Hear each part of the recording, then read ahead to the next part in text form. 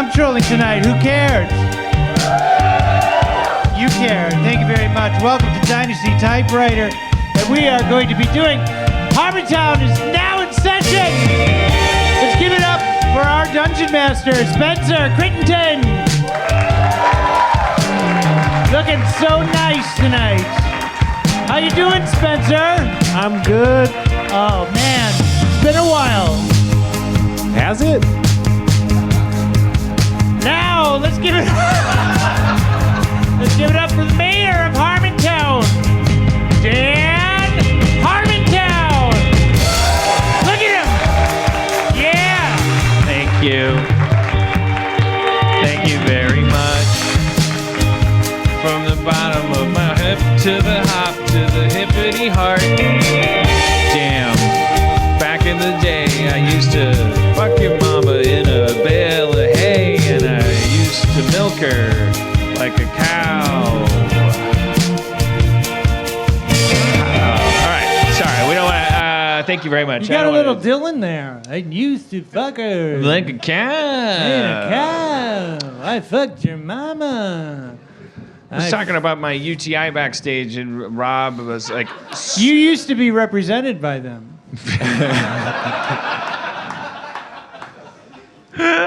It's true. Yeah, it's true. 20 years. Urinary talent. International. Yeah. I'm talking about my UTI, and Schrab's like squinting at me and listening, and then like in between sentences he goes, "Are you gonna be low energy tonight?" Well, I haven't been around for a while. I want to make it worth my while. Yeah, we're here to serve. That's good. It'll be worth my while. You having a fun time working on my show? Don't you know? I don't know. Sometimes I'm not there. I went on vacation for a week. You were in there. I mean, I did already ask you off stage. I don't know. I'm just asking you in front of people. Yeah, I'm having a great time. All right. I'll talk to Spencer. It's a great show. Spencer. Hey, Dan. Do you like what I'm doing on the show? This one or the Rick and Morty? The Rick and Morty show. Am I pulling my weight? I think so. You don't weigh that much, so it's. I'm I'm on that noon till 8 fast. Have you heard of this? It's a new fast where you only eat from noon till 8 p.m. Really? That's not intermittent non-stop. fasting? What's that? You talking about intermittent fasting? Why is it intermittent? It's intermittent because fasting would mean you aren't eating at all. See, Dan? Yeah. This is weird for two reasons. First of all, breakfast, fast is right in the name. I've never understand that. Oh, well, it means breaking the fast, probably. Of the evening. From sleeping all night. Right. But this is now in a world where I'm rarely surprised anymore about these new dietary fads. Right. This is the one I really thought they'd never. Breakfast now is out. Is it the most important meal of the day? The one that sets your metabolism? You know that the breakfast is the most important meal of the day is a marketing slogan invented to sell bacon. Yep. All right. Okay. Yep. Just bacon? Just bacon. Yep. It turns out that people weren't liking all these lean cuts of pork, and they were like, let's make all this fatty pork, and no one knew what bacon was. No one wanted bacon. Oh, wow. Also, then they were making the lean cuts of pork because like fat, people were like, fat? Oh no, not fat. We gotta have carbs and shit. And then so they're like, but bacon. And then that got people into bacon. And then they're like, bacon. And that's where bacon culture came from, was just trying to sell this shitty scraps of pork that weren't selling as lean. Yep. It's funny, the idea of me being disappointed to find out where bacon culture came from. Like there's a purer place. In a world where I thought farmers made it up around the breakfast table and handed it down like pagans. Like in a world where Coke invented Santa Claus. Right. I mean, I like that stuff. I just wish that we wouldn't ruin it by then taking it too seriously. That's what Campbell always said. He's like all ceremony is great. He was a Catholic choir boy. He was into the Boy Scouts. He loved ceremony. He loved ritual. He thought it was so important. Campbell recommended that he's like, in a lot of like the more grounded tribal societies that we can still observe today, they maintain this thing where if you make it to middle age, there's a point where you should change your name. Doesn't that sound organic? Yeah, that does. You know, when Cody proposed to me and she was like, she put Dan Heller on the ring, I'm like, I think I'm going to commit to that. Not because I respect women, but because I hate myself. Yeah. And like, I never really thought about it because I really haven't. You've probably been noticing I've been kind of like a real lugubrious schnook, in this show. And I hate doing the show. I hate myself. It's myself I hate. I don't hate you guys. Yeah. It's like, it would definitely cut down on the Google trauma. Yeah, it's both simultaneously. It hits the chicken shit spot, but for like this noble, exciting reason.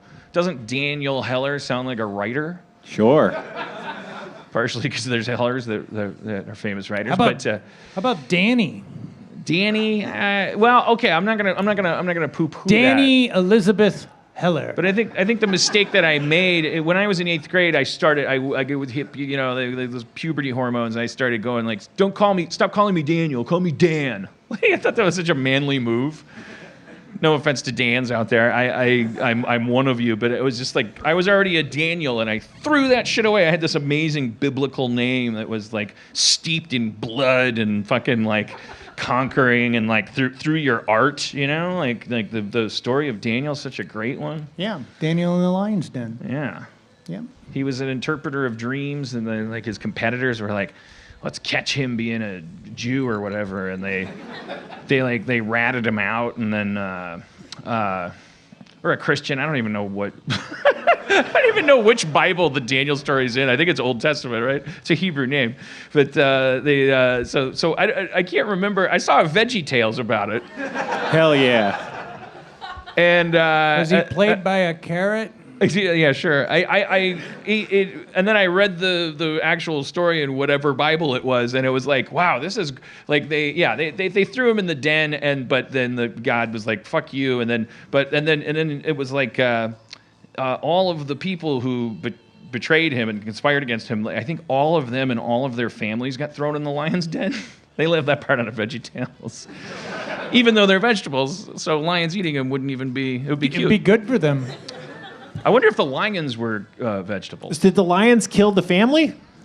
Oh yeah. They couldn't spread that miracle. No, I mean, God, if God made the lions not eat the families of the betrayers, then only thing God would be succeeding in demonstrating would be like people would just euthanize the lions and go, these lions are worn out. Right. They're not eating anybody. And God was like, nope, flip the script. Those lions are eating non-Christians.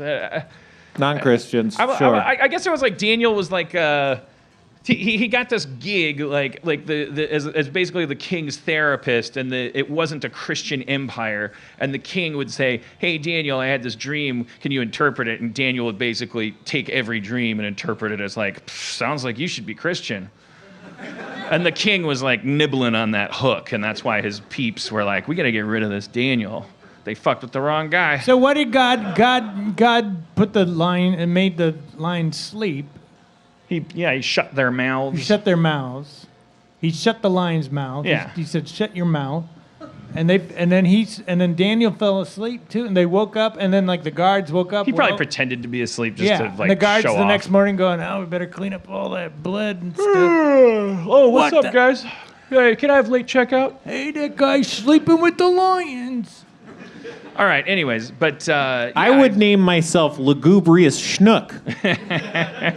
Are you an imperial bounty hunter? Yeah, I'm certainly like a wizarding bureaucrat. Okay. So tell me about the bees. Let me tell you about these bees. So Start from. I interrupted you starting to tell you to start from the beginning. Some portion of time ago, I was in Dan's backyard, just snooping around looking for clues, and I'm noticing, man, there's some bees. There's not like a lot of bees, but there's bees, and normally you see like a bee, 2 bees. Didn't think about it. Fast forward to these dudes doing stuff in Dan's house. They're putting wires places and such, and they're like, oh, there's a beehive in this wall, and we can't put cords through the wall because of the bees. And I was like, oh, that explains those bees I saw. And so then I started trying to figure out how to deal with the bees. I called a bee company. A bee guy estimate came by. He's like, here's what we do. We open up the wall. We get out the bees. We close up the wall. Bing, bang, boom. Sounds great. We'll come next Thursday. And I'm like, next Thursday? How about this Thursday? And they're like, eh. And then so I was like, okay, I'll see what I could do. And so I'm looking around for a different bee guy. Found a different bee guy. And then I was like, okay, we got a bee guy to give us an estimate. But we need a bee guy to come this Thursday, this Friday, something like that. Can you do that? And they're like, yeah. And so then we make the appointment. Then like 2 hours late, the bee guy calls me. He's like, I'm on my way. And then a half hour later, he shows up. And then he's not prepared to do the job. He just tells me what the last estimate guy told me. I'm like, yeah, no, I know. That's why I called you. You said you would be able to take care of the bees. You can't. And so he's like, yeah, I'll come back. I'll come back on Monday. He comes back on Monday. I see the guy. Oh, one of the things he says, like, oh, they're in this wall. I've got to break open the wall. But, man, if that wall is made with cinder blocks, like the only thing walls are made out of, that's going to be a problem. And I'm like, it is? That seems like that's the whole job, really. We didn't know it was made out of cinder blocks, but I was like, I think it's a cinder block wall. It is outdoors. And that's like, and then you look at these walls, they're cinder block walls. Looks like a cinder block wall. You know, it's about the thickness of a cinder block. And so, but he's like, yeah, I can do it. And then, so he comes back today, again, 2 hours late. And not 2 hours, like, not they give you a 2 hour window and it's at the end of the 2 hours window, 2 hours after the end of the window. And I see this guy, and he's not carrying, like, a giant drill or a jackhammer or like a handheld impact hammer, any of these things that I would expect to be necessary to take out a wall. And then I'm starting to understand this is why cinder block walls would pose a problem, because he's not prepared to deal with what those are. And what does he have? Oh, so he had nothing. He had a bee smoker. A bee smoker? Yeah, I'm like, that's not going to do the job. He starts gathering up dried leaves from your yard to put in the bee smoker. Didn't even bring his own smoker Yeah, he leaves. didn't even have like smoke chips or whatever the fuck, or liquid smoke. I don't know how it works. But so he doesn't have wall opening tools, and so he comes and looks at the wall, and he's like, I'm gonna have to open the wall. And I was like, yeah, that's what you said last time. That's what I told you over the phone before you showed up in the first place. Anyway, he goes back to his car, and he comes back with a drill and a hammer, just like not even a big hammer, like a normal sized hammer. And I'm like, I think we're done here. But he gets at it, and I'm watching because he starts smoking the bees. The bees are getting pissed, which, I mean, the bees get pissed before he starts smoking. I think he was hitting the wall with the hammer, and you could hear how ineffective the hammer was being on the wall because it doesn't sound like anything's happening. It just sounds like if you hit the sidewalk with a hammer, right. You know? And so the plan is to pound the walls of the bee's home with a hammer that demonstrates its fortitude. Right. And then when they come out to kill him, he's going to start up the smoker right. with the homegrown leaves in it. And he wasn't aiming the smoker. I think the smoker had a spout, kind of like a tea kettle, like a camping tea kettle, but he didn't like have it aimed that way. He just had it like above the area. So it was like an incense stick, just kind of burning the general vicinity of outdoors. Like I would have tried to pour smoke into the hole and then hit the hole with a hammer or something. Who knows? Anyway, so then he pulls out his drill. It's a cordless drill, which don't have a ton of, cordless drills have come a long way, don't get me wrong. But it did not look like the cordless drill that had a lot of horsepower to it. So I could hear him, he's drilling a hole in the wall to try and break it open, to try and get something that he could stab a hammer into or something. And I could hear the drill either running out of batteries or reaching the limit of its, power. Torque. Yeah, torque capabilities. And I'm like, yeah, no, this is definitely what I was expecting. I mean, not what I was expecting initially. Like when he showed up, I was like, this is just a disaster. And so then he tries for a while, and he's like, yeah, I can't get the wall open. I'm like, yeah, you don't say. And he's like, well, what do you want to do? You could kill the bees. And I'm like, yeah, no, that was always on the table. That's not what I was going for. I could have killed the bees. I don't even need an apiarist outfit. But so eventually we he was, I was like, you got to get someone, you need a jackhammer to open it. And I was like, yeah, that's why I was so surprised that you didn't bring one. And then, I don't know. I was like, okay, so it sounds like what I'm going to have to do is find someone who can open the wall. Then when that happens, we'll get you back in. I'm just trying to make him feel better. And then we'll see about actually solving the problem. And if I can't get someone to open the wall, we'll I'll spit a bunch of bleach in there or something. And with your mouth? Yeah, with my mouth. The number one spitting Careful, thing. don't swallow it. You might cure your autism. It's a little joke for our UK listeners. I was talking to my mom the other day, and she's like, I hear if you dilute bleach, it's good for your health. And I was like, no, get off the internet. Like a big thing in the UK there. Like and it's man, it's just awful. What are you talking about? It's like we are in our 30th, 40th, 50th year of mistreating autism in kids. Even though we know what it is now, very good at diagnosing it, but the more parents know what it is, the more they just don't want their kids to have autism. So in the 70s they were cattle prodding kids into you cattle prod an autistic kid enough, if they're, depending on where they are in the spectrum, you can train them to hug. It's just fucking brutal, man. Like late 70s, this was happening in the United States, and and people knowing that the kids, it wasn't like they didn't know the kids were autistic. It's like that was the big treatment for autism, was this guy who was like a guru. It's like zapping kids to make them hug their parents. And anyways, but in the UK now, because we've evolved so much, there's a new wave of guru, somebody that's just younger the better. Just give them a little British cup of bleach, just a little bleach. And you know how many ounces are in those? Cleans out all those vaccines that those fucking doctors filled them with. Get those vaccines out of there with the bleach, and then go outside and enjoy that sweet flat Earth. Just roll forever. Or don't roll forever. No, God, no. I'm sorry. No, that's what those idiots think. You can roll forever. No, just roll very carefully around outside, depending on where you are. And people are actually drinking bleach. Well, no, they're making kids drink bleach. Yeah. The kids, if the kids, isn't that killing? Yeah, back in my day, telling someone to drink bleach was just telling them to kill themselves. Right. I'm sure they're diluting it, but what they're doing is they're stripping the esophageal mucous membranes, probably permanently damaging the kids in their developmental stages. So they'll be autistic, and when they learn at the age when you usually already learn everyone's an idiot. Imagine these poor kids. It's like, why can't I breathe? Oh, you're a fucking idiot. That's horrible. And you tried to make me hug you by poisoning me. Why am I autistic people invented the internet. Like, the next generation of autistic people are just gonna all be Lex Luthor. They're all gonna kill us. They're gonna be like, I can't blame them.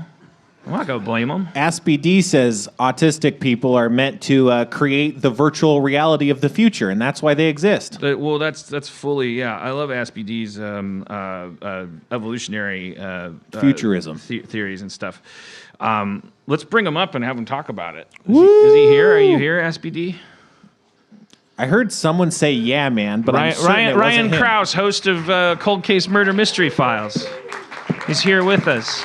Damn. Oh, okay. Hey. I guess it was really him saying it. Hey, so, welcome to the show. Welcome to the show. It'll be on at some point. Hey, welcome. Hey, welcome. So you ghosted us. You were in the. I was stalking you. Yeah. You were stalking us. Yeah. You were in the writer's room all day. This is true. Pretty yeah. cool, huh? Yeah, this was very Hollywood. Cool. Yeah, great experience. Got to sit with Hollywood in a room. Right? Yeah. What was that like? Did you like it? I think I was this far from you. That's too close. Yeah, how was that experience without it was a great experience, spoiling anything? Actually. Yeah, I mean, great day. Enjoyed watching you do your work and everybody talking beforehand. It was amazing, yeah. I like this little shadow program, as long as the writers don't mind it. Like there's a table, and then there's a whole couch area that we're not using anyway. Yeah, You just get to can hang just out on sit the there and couch. It's listen pretty cool. to us. Yeah. As long as it's someone I trust that's not gonna, you're gonna hear like beyond spoilers. I mean, you're gonna hear spoilers that but You wanna what spoilers did you hear today? Let's see. The People's Basketball Court. yeah, don't tell them what we're Yeah, gonna do with I Windwolf. can't talk about that, right? Yeah, I think I'm gonna have trying to coordinate, and maybe I should just tell him to come in to whenever he wants now. But John Singleton's kid Masai, who also graduated from USC, is kind of following his dad's footsteps.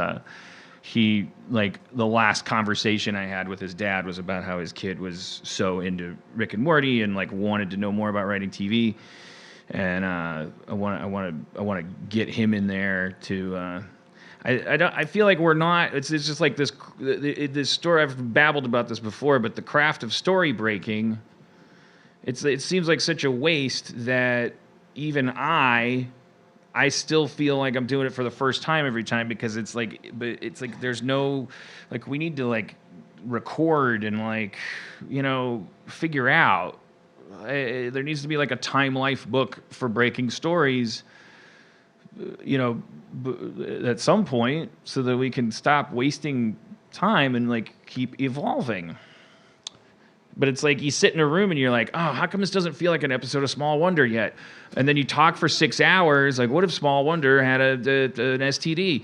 And then you're like, oh, we got it. Now that sounds like an episode of Small Wonder. But what you're not doing is, it's if you look, I've said this before, but it's if you're a carpenter and you go okay, this is called a joist. We figured this out. This has a function. It holds a certain amount of weight. You use it this way. You put this in at 90 degrees and stuff. Then you write it down, and carpenters don't have to fucking every time they build a house go How do I you want to build that? contain people? How do I do that joist? Yeah, and then they have to reinvent the joist. That's what writers have been doing in TV writers' rooms for basically 60 years. Is every single season of and in almost every episode, they reinvent the story joist, and that includes me because I just kind of. And I took photos of every whiteboard when we would work on Community. I'm sure those are around somewhere in some digital box. I always wanted to do a book or something that would try to figure this out, just so that the subsequent generation could be okay, so our goal isn't joists. That doesn't make us Frank Lloyd Wright. That's just architecture 101. Let's finish that. It's deconstructed, it's reconstructed, it's done, it's geometry, foundations, basic shit. And then so let's use those principles to either once you understand them, you can then defy them. So I'm not a pedant. I'm so that they always know what to do. But also you can just it's okay, we understand chords now, so let's write a song.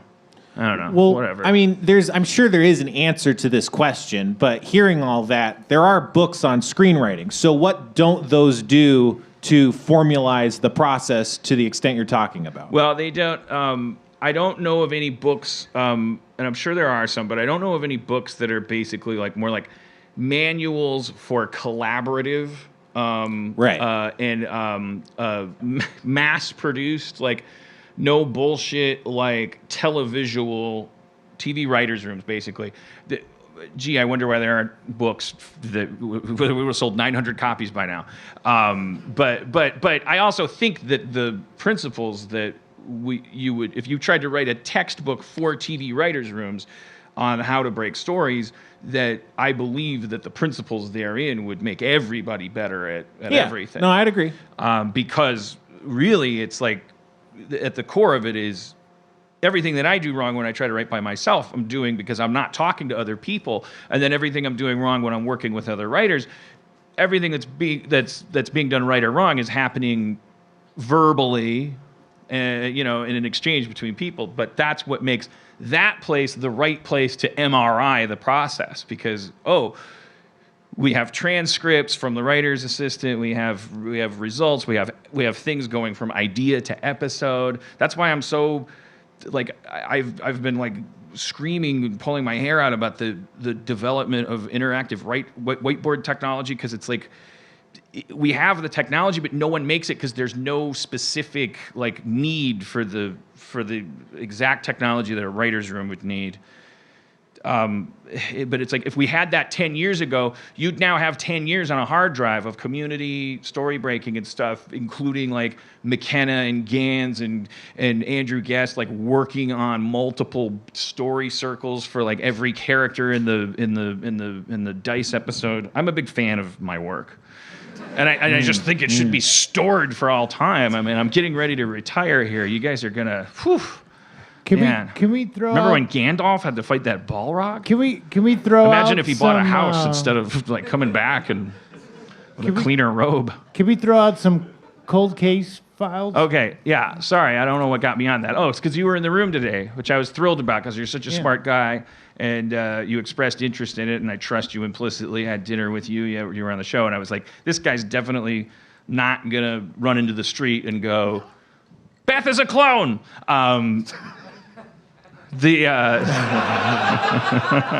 You'll see. She's a Meeseeks. Evil Morty made her out of a clone box. But also like I think that I don't want to make people hate you by saying this, but I do think that A lot of people already do. It's fine. Please. Who? Like who hates you? Have you ever been getting? I mean, do you get hate mail? Or do people definitely, like yeah. go, hey, you shouldn't say that. Stop doing that. Do you ever get that? You ever get one of those? I get those from people who pay to listen to my podcast. Yeah, I have a lot of hate listeners. What's like the worst? Like, hey, you should stop. Like what like in that area? Like I think there was one person who left a review for me on Apple Podcasts that suggested one of my episodes was going to lead a lot of people to commit suicide. Yeah. which episode? Do Is you that the remember what quantum episode? It was the Jameson family. So it's a mystery where this family in Oklahoma, I think it was Oklahoma, drove off into the wilderness in a pickup truck. Oh. They've been behaving very strangely beforehand, and it was on camera. And so no one really knows if they succumbed to mental illness and it was a murder-suicide, or if they were stopped somewhere and murdered. And I suggested that I thought, based upon their behavior prior to leaving, that they actually were involved in a murder-suicide. And so this person it took it from there. When you say they were acting strangely, what do you mean? What were they just? There's this video of them packing their vehicle, and it's just really something you have to check out. But they kind of look like Sims. yeah, I mean it almost looks like they're robots. I mean, you don't see any emotion. It doesn't look like they're interacting in any way whatsoever.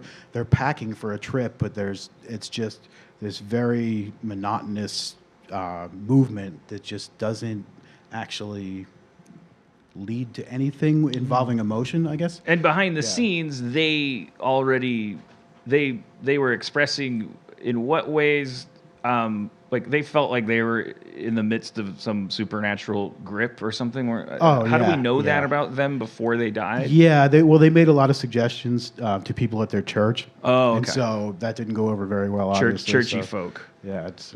See, that's a good reason not to be religious. If there's fucking demons in your actual life and you tell people at Hardee's, Hardee's was a restaurant. What am I doing? If you tell people you work, it's like anywhere but church. Like at church, they're probably just like, oh, well, yeah, just drink more fluids. And it's like, no, man, you tell people that you're being haunted by demons. Like, you get the right treatment, and even if that's demonology, I don't care. But like, you got to tell somebody other than your congregation. They're not going to give a shit. Well, that was essentially the thing. Is they were looking for a gun because they had some sort of a problem with a demon or something like that. and Pastor, I probably don't have to ask. Special bullets, I assume. Demon bullets. Well, they did get the gun, bullets. and strangely, they found a hole in the skull of the father's head when they found the remains. So we don't know if that's a bullet hole, but Right. could be. This is what confused me about it when I was listening. From what I remember of your episode, is that there was the gun was not there, right? At No, the scene? they didn't find the gun. No, and when they first searched for the bodies, they didn't find anything in that area, and then the skeletons were out wide open, just sitting there. For anyone to see Right. at a later point. So it's believed that they might have been moved, but they could have just missed it. I thought they were anyways. laid like kind of they weren't laid flat. They were They like were huddled next to each other, okay. and so I don't know if they were how flat they were, but they were huddled right next. I mean, to this each is other. one that you did not solve, correct? I mean, you were just like. It's. I mean, I would lean toward a murder-suicide because of their behavior But beforehand. how can you can't do murder suicide without? You're saying like The whole a coyote family- came and took the gun, or whoever moved the bodies. Somebody maybe found the gun. I would take a gun from a bunch of dead bodies. Yeah, I mean, a Why common. would you do that? Well, I don't have a gun, and they're not using it. That's actually. I would probably tell the police. I'd be like, "I'm taking this gun, but I found it off a bunch of dead bodies." You don't even Wasn't wanna- me, by the way. You didn't even want a gun from a gun store. You're not going to take one from the absolute billboard for non-gun I ownership. absolutely would. It's like it's earned if you find it on a quest. Like you'd be silly not to take it from a bunch of skeletons. I mean, I probably would have defeated the skeletons first. But that's ridiculous. go on. Sorry, you got it. Yeah, sorry. Because obviously it goes without saying you can't. But If he thought they were afflicted by a demon, he might have thought that was the only way to stop the demon was to kill it while it was possessing his family, or he might have been delusional enough to think that he was possessed by the demon, and so he might be taken by violence and then realized what he'd done. But were there only holes in his Right, head, or that's were a there good holes question. in everybody's head? No, they just found a hole in his head. But what was interesting is that there was a very large envelope of cash underneath Right. the seat in his truck. So if it had been foul play, it stands to reason that somebody probably would have looked through his rob truck. Or not. I mean, but I would assume you would. I don't know. Assuming that the money was the motivator for the foul play and that they knew about the money, which they would have probably because they were driving around ostensibly looking for property and saying they had the cash to buy it. So Occam's razor would say if it was foul play, it would be related to someone who heard they had a bunch of cash. Right. And the cash is still wouldn't there. have been found in such a simple location. But also, just like killing someone is a dangerous thing. So if you're not going to get anything from it, Right. and there's stuff you might just look. And the money was not like in a hidden Han Solo compartment. It was like where if you were willing to kill, you would be willing to look. Yeah. Which was under the seat of their car. And it's not like Deliverance where there was like a hut nearby where people lived that might have killed them just because killing's fun. That's been suggested as well. But, I mean, they think that the truck might have been moved from the last place that the father drove it. But we just don't know. That one's just creepy, man. There's video footage of them like just loading up their car. How many family members? So Just 3. I think it three, was and they're all parents and one small in child. on it. How So old if were it's a they? How old murder- were the kids? I forget. I think it was just one. I think they just had a daughter. I can't recall. Yeah, it's terrible because I mean I'm cracking funnies, but like there's victims here. I mean, and they weren't. It's not like the Heaven's Gate thing. And there's victims there too if they believed they were going to get in a flying saucer. But like I mean, you're a dependent in your family, and you end up regardless of what combination of murder suicide it was, she's a victim, and I mean I just like it's like supernatural theories aside. That makes me really upset to think that she was so captive, for instance, that she was that she's like loading a car that she possibly knows. But you talked about how they didn't think whatever. Well, listen to the episode, will you? You did like a 4 or 5 hour one on this dude who like wanted to commit quantum suisid with his girlfriend. that was pretty crazy. Yeah. And you hooked into a little bit of Dan Harmon story circle magic there. I appreciated that. That's not why I like you. I'm not a flattery person. What is a quantum suicide? So the quantum suicide, the idea is that you're going to commit suicide, Yeah. but when you die in this world, you're going to transcend to another Right. where you made a better decision and you have a better existence course, moving yes. forward. Yeah. Didn't work out too well. He hit the ground. So the idea is like he's gonna kill himself to go to a better place. Yeah, he was going to jump off a cliff to go to a better place. The ground. Yeah, that's what happened. But the Okay. And he cliff lived. he chose to Well, for a jump off while. of was like 30 feet. Oof. So it was like when Batman drops the Falcone off of the thing. He's like, hey, pick a better spot. I'm only gonna break. It was like, yeah, that's the idea. Like it was like a fall that was like looked like it was guaranteed to just like horribly injure you if you fell off of it. That's fucked up of Batman. Yeah. Yeah. You know, he used to use a gun. Did he ever? Yeah, he shot some people before. And then it's like, Batman doesn't use guns. Like, Wait, like in the comic book or? Yeah, no, he used to have back in the olden days when he wasn't very well established, When he was just sometimes shoot people. A guy with ears on his hat that would Yeah. show up at crime scenes. Yeah. Right. I'm sure. Yeah. He'd be like, pew, pew. I love that that's how Batman started. I'm a detective. What were they called? What did the gun shoot? Just Bat. batlets. Batlet. That's why he stopped using it because of the Batlets. I'm gonna fill you full of batlets. What?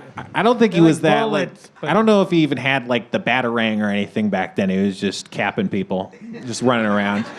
He used like a regular So rope. he's just a maniac shooting people. Oh, yeah. Imagine being a cop and there's this guy that keeps showing up and he's wearing a trench coat and he's dressed like a bat. And they And he's like, I can help. And you're Stop like, oh, shooting God damn it, people. Jesus. Just take off the. What are you doing? You're a detective. Do you have any Batman stories?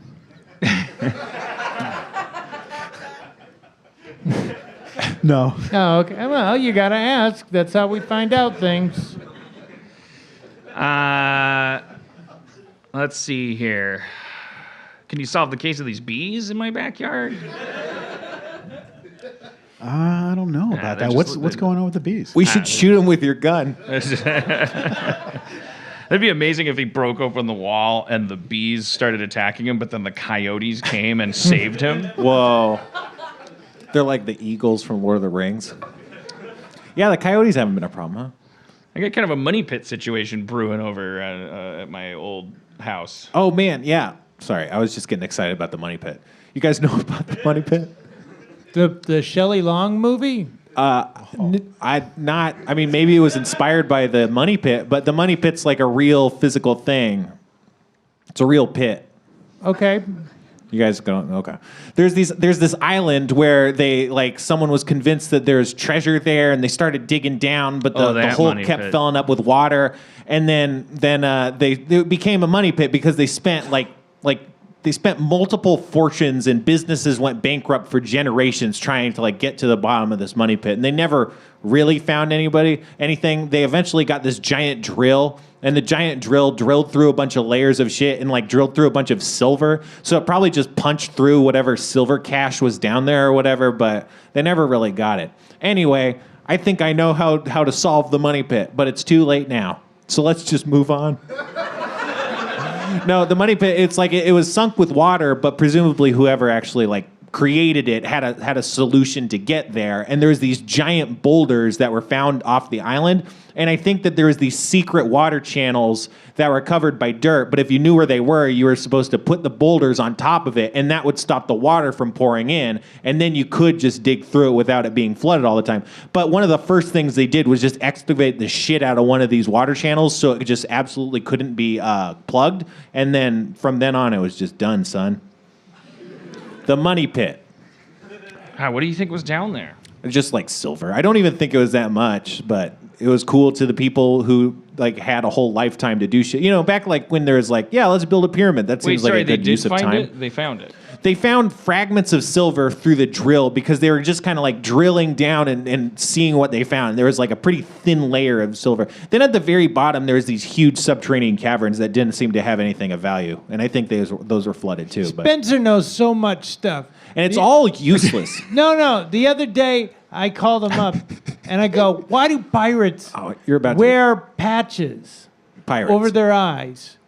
Why do pirates wear patches over their eyes? That's a good question. Why do they wear them over their eyes? Because I thought, it's because they've lost their eye and it looks gross. Right. But then I was like, Why don't you want to well, look gross as a these pirate? right, exactly. It's more intimidating. they're supposed to be badasses. Look, I don't want you to see how Right. it's really icky underneath here. Yeah. So I'm gonna put this over there just so when we're talking face to face, I don't, gross Right. you out. I'm kind of embarrassed about it, so I'm gonna cover it up. I was like, ooh, you guys are supposed to be tough. But then I called my friend Spencer. And just to be clear, I might be wrong about these. No, I was going you're- off of memory. Yeah, but this makes this tracks for me. So let's just make it history. Sure. Don't at me. What are you gonna? I think I. Do you want me to say it, or you should say it? No, I'm done. I don't want to talk. I said don't at me to the people on Twitter who are going to tell me that's not why pirates had patches. Yeah, well, Just to keep airborne infections out of a. No, Spencer, go ahead. You tell him. You're so much better at it than me. No, Okay, so what I told Schrab was that I think, for one, pirates were superstitious. So I think that they believed stuff. Like, I think one of the reasons they wore earrings was because they just thought that made them hear better, or they had superstitions involving that. And I think that eye patches were part of that, to the extent that I think they sometimes just wore them as a superstition. Huh. The other thing, what was the other thing I said? The other thing was like they There's thought back then if you squinted, if you Right. had one eye open, it would see stronger or whatever. Then squinting both eyes. Then squinting both eyes. Instead of doing this, you just like had one eye completely closed, and you could do that. And that's why Popeye is like this. Right, because too. he's a sailor man. And also, like you were saying, like because it's like bright lights outside during the day, and then you go below deck, your eye has to adjust or whatever, when you go below deck. But if you Right. have like this, you can You flip it up. you flip it up and compensate it. And it's done today as a joke, where there's nothing wrong with your eye, but it's actually. Oh, you're saying these guys didn't? I was sorry. They didn't lose their eye. They didn't lose their eye. They were wearing they eye didn't. patches for no Well, reason. some of them did. I mean, they were wearing Some them of them. for I like mean, weird I'm cyborg reasons. Yeah. Like they thought they were superpowering themselves.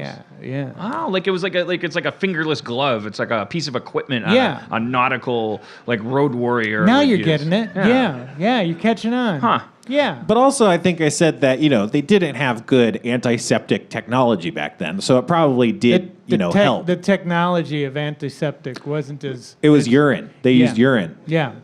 Yeah, they used urine, damn. God damn! Don't use my urine for antiseptic. There's some shit in there that'll fuck you up. I don't know what the hell's going wrong with me. My dick feels like a I don't know what you're lightsaber. talking about. That sounds good. I haven't seen you in a while, and I think you look very healthy. You've lost some weight. Your skin is I got good. the lab results from my Got a regular haircut. doctor. You've cleaned up your act. Kidney, You're, liver, prostate, everything's great. you're wearing a belt. I don't even know. I already talked about this. I think I was pretty drunk last time, but I assume I talked about this. My vitamin D levels are stabilized. I was How'd you do that? Are you taking vitamins? I just took a couple. Okay. I didn't even take that many. I usually forget to take them. My I vitamin D hear sucks. mushrooms are good. But a little vitamin D goes a long way. Isn't that right, SBD? Yeah. Do you have any vitamin D? I'm in perfect health. I get this results from my regular Beverly Hills doctor, and then I get this burning cock and like weird. Does it hurt fucking- right now? What right now? It's Does it not. hurt? It's like it feels like I have a. It feels like I just jerked off an hour ago. I kind of did. That makes sense. And then I didn't pee afterwards. Like it feels like there's like maybe something sorry. I was gonna say Ladies. sorry, ladies. I'm sorry, everyone. Like what like the men are like, no, tell us more about your dick, and the women are like, only me. Only I don't want to hear this. It's probably the opposite, right? The women are like, tell what's going on. What is with you people? Anyways, but it just feels like there's no pain. It certain positions, like if I put pressure on a certain foot or something, But sitting isn't a problem. Like you're not right in pain now, right fine. No, it's just like random positions. I think there's something in my bladder that is floating around, and maybe is like. And you don't know where you got this from.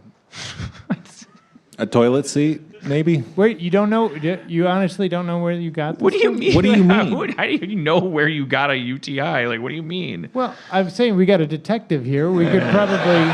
Oh, should we do a 911 call? Yeah, if we give him some facts, maybe we could, back into where you got this thing, so you could prevent it, and maybe some listeners out there prevent it from happening to them or you again. Well, I'm I just don't saying. know what I did. Cody's convinced she's like, okay, now will you shower not just after workouts? Like, will you just, but she's not, she doesn't, Have you ever gotten a UTI before? No. Okay, so you don't shower a lot, so it doesn't. I know, but as you get older, I'm sure your immune system goes down, whatever. Okay. I mean, I got to shower every day now. When did you first start getting the and jump in any time with any detective questions? So okay, I'm gonna figure this out. Okay. All right. So when did you first start feeling UTI in your dick? Like several weeks ago. Several. Yeah. So this is before going to Disneyland. It was because I went to the doctor because I didn't want to have to worry about my crotch during the vacation. Because you were going to do some. But the confusing thing is that I didn't diagnose it as anything. I didn't tell that doctor there's something wrong with my pee-pee tract because I didn't know that's what was going on. I simultaneously, I think I put a little strain on one of my groin muscles or something. So you got like a tinge in your taint from doing leg lifts a little too hard. Yeah. I work out like a fucking. I've seen it. Yeah. I've seen it. I blast my glutes. That's what you want to do to them. I'll blast anybody's glutes after the show. Well, your glutes blasted. This is a unisex thing. It's non-binary. I'll blast your glutes. Everyone's got glutes. So I'm a blaster. you're blasting glutes. You're blasting glutes. You're blasting glutes. You're blasting glutes. So anyway, and I had this I think I pulled my taint or something. Right. Like the doctor was kind of like, there's names for those muscles anyways. So in the meantime, at the exact same time, around the time, I'm like, I feel this little itty bitty tinge in like the tippy tip of my weenus, like, and I'm assuming I'm going like, you did something with your taint while you're doing leg lifts and benching. I bench like 135. I could That's lift 245 plates, right? One on each side? Yeah, I could lift whoever plays Minnie Mouse at the Disney park easily. Without the costume. I don't know. Whoever's in there seems like they're probably about $1.35. Okay, so you're blasting taint. You're blasting taint. You're blasting taint. All of a sudden, you get up and you're like, oh, there's a little twinge. Yeah, and so I'm associating that with the tip of the penis thing, right? Because I'm like, you ever like poke your belly button too hard and then you're like, ooh, ow. It's like a nerve ending that shoots to the tip of your dick. Because that's your insides. Yeah, I don't know if everyone has that or not, but like a belly button. Does anybody here have like belly button? Like, okay. Yeah. No, that happens. That sounds like just basically everybody. Okay, yeah. You don't go jigging around in there like real hard, and then it's like there's a nerve that goes like to the tip of your wiener, right? Yeah. Okay. So that's kind of it was like I was kind of feeling that. I was like, whatever's going on down there. First of all, I gotta make sure it's not cancer. Gotta make sure. Like sure. because I'm not gonna. And you sit didn't here think you just pulled your? Thought it was exactly what I thought. I went to the doctor. I said, I think I probably just pulled a muscle while I was working out. But will you please stick your finger up my asshole, feel my balls, in that order, just smear it all over, and and then all of a sudden I got a UTI and I don't know how. Now, did he wear a glove? He checked my balls. My doctor keeps saying something like, my doctor's checked my balls a couple times, and every time he does, he says, I told you the story about how one time I actually caught myself like reaching up for my nipple, like what? It wasn't because I was turned on. It was just like I felt my balls being touched, and I was like, wow. Can you put a pin in that? Can you put a pin in that? Put a pin in that. But put a pin in that because okay. But when my doctor's like just a guy my age is great. I have a great doctor, and I know it's like he's checked my balls at least like I think this is like the third time. I'm a middle-aged man. Check yourself. And he says like he kind of like emphasizes how easy it is to check every time he does it, and I kind of like think subtextually what he's saying is stop making me touch your balls. That's like when you go to the vet and they're like, you can express their anal glands at home. And it's like, I know I can. It's everything is going on. He's kind of like, it's like I said before. It's all you gotta do is just you just feel here and here and here, and that's all there is to it. Nope. And I'm like, yeah, you're doing great. I'm not touching those fucking things. You want me to start rubbing my nipples right here? I went to get my balls and I need the finger up the butt procedure. Uh-huh. It was like an early morning in March.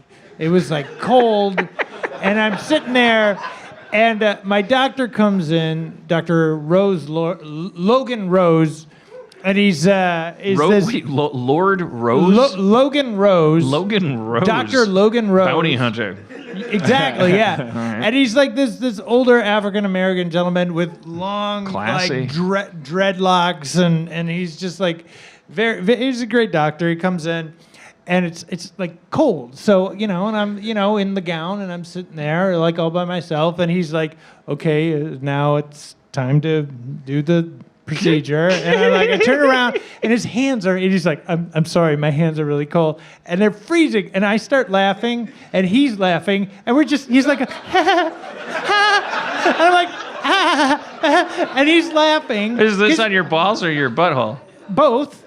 Wait, not at the same We're time. both, and he's just like, I'm sorry, my hands are. He says it. He touches my balls, and I go, ooh, ooh, ooh. And then he backs up. He's like, I'm sorry, my hands are really cold. I'm like, it's okay, just keep going. And we start laughing at this situation. And I'm like, and I'm like, I'm sorry. He says, no, it's okay. I'm like, oh, you're fine. You're like this, and we're just like sitting there laughing. And then he's like, guys, you're fine. Okay, here's some whatever. Sign this piece of paper. And he left, and I got dressed, and I went out. And Ryan Ridley was in the waiting room, and he was going in to see the same doctor to have the same procedure. And I said, hey, I warmed him up for you. Go enjoy yourself. That would be funny even if his hands weren't cold. You warmed him up for him, but Ryan's you literally like, warmed him up. You gave him your hot hey. balls and your ass, and like his hands are now ready to go.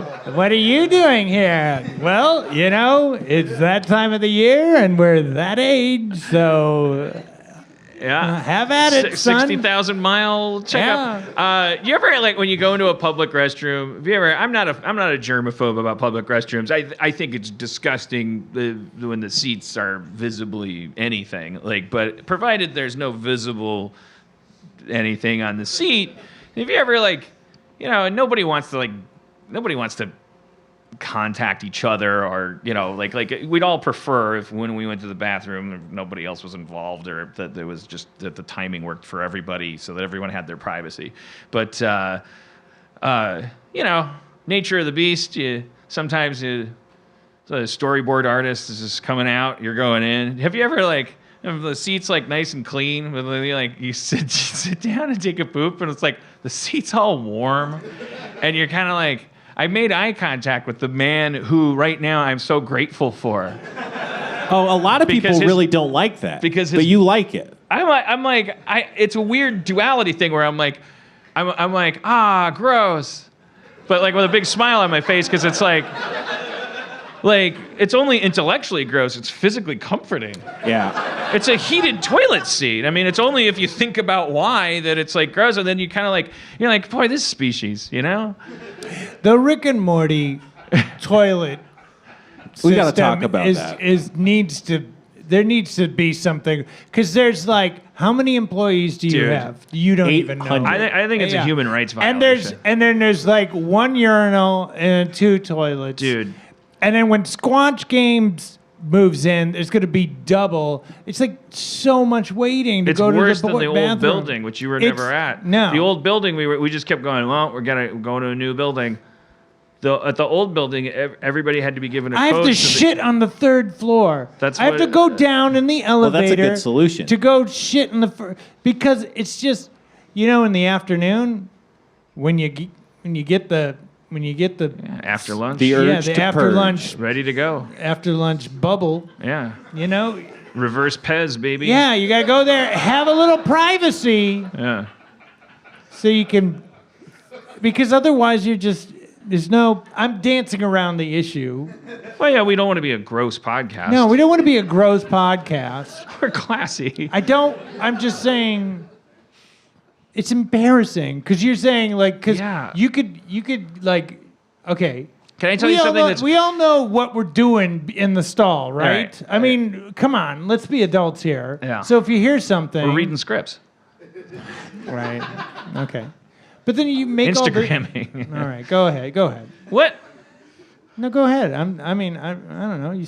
Go ahead. You wanted him to have energy. Just go. I was making toots, man. All right, yeah, no, it's the worst. Yeah, and then you open the door, and then there's the new showrunner, Yeah. and it's like, that's what it sounds like. All these guys, like everyone knows what my shoes look like, and what's worse about that bathroom? It's arguable that the 2 stalls, because there was 1 stall in the old building, 1 urinal, 1 stall, and then it's like everyone had to poop on different floors. Now there's 2 stalls, 1 urinal. I think it's worse. Here's why. First stall, handicap stall, whatever we call it now. Handicap. Proud stall. It's a super power stall. I don't know. Free speech zone. It's the one you're not supposed to use if both are available. I've never both are heard available. I've recently heard about this. I thought you could just use it for forever, and then now I'm hearing it's like a rude Well, it's thing like to the do. fast lane. Well, just on the off chance. Right? No, I get the logic. It makes perfect sense. But so the door on that stall has resting locked face. You can't tell if anyone's in there without Very true. pushing on it. Right. Which is everyone's nightmare if they're in there. Yeah. All the more, I imagine, if they're differently abled. Everyone's differently abled when they're pooping. Don't quote me on that. Episode title. Don't use that as the title. That's because it's gonna sound. People they'll see the title and they go, "Oh, he's Jordan Petersoning about handicap stalls." Everyone's differently abled when they're pooping. If you think about it, like and subscribe. I've never watched any of his videos. I'm sure. Yeah, it's great. you didn't get his voice. He has like a Kermit the Frog. So you gotta voice. go in there and like big bad wolf on some little piggy's poop session. And then once you've done that, so now they hate you. So if they're in there, now you're like rattle, and they're like, read the room. Like they're just gonna sit there and be quiet. They're not gonna go occupado. I'm always like, sorry, buddy, almost.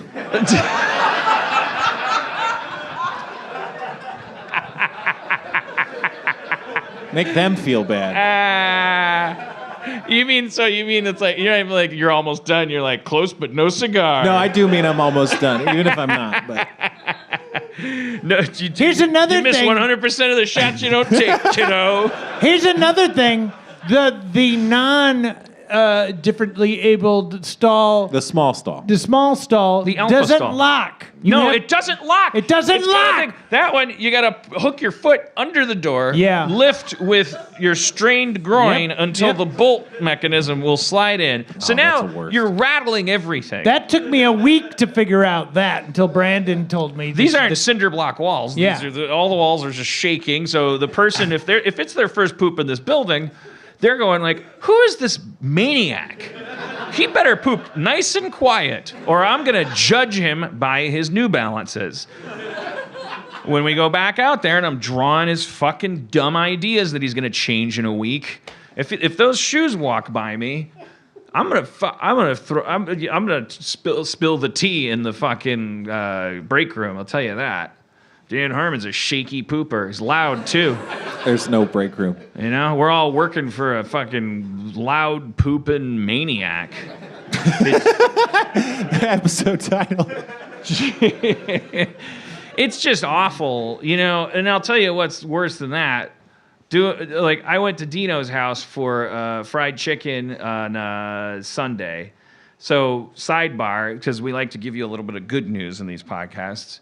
If you crush pork rinds and use those in lieu of toilet paper, breadcrumbs, 0 carb fried chicken. Damn. All right, go. God be with you. It's not. It's It's probably not healthy, but it's just 0 carbs. There's no bread. It's fucking pork rinds. What do we think of this? You could crush up the pork rinds, put a roll of chicken in them, and fry that. For God's sake, tasted great. So then, time to do it. Another guy goes in Dino's bathroom. I'm like, ugh. He had the right idea.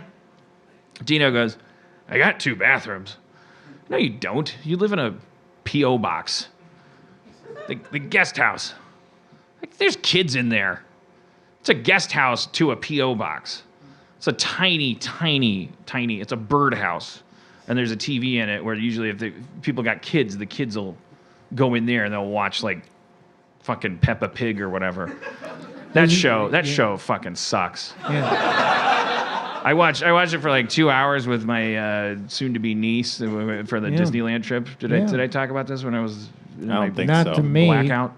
Did you know? Have you seen this fucking thing? Dino's Do you know house. that Peppa Pig? You know the pigs? All of their heads are drawn identically. Like if you asked a 6-year-old to draw a penis as fast as they could, that's what all the pigs. Their heads are dicks and balls. Yeah.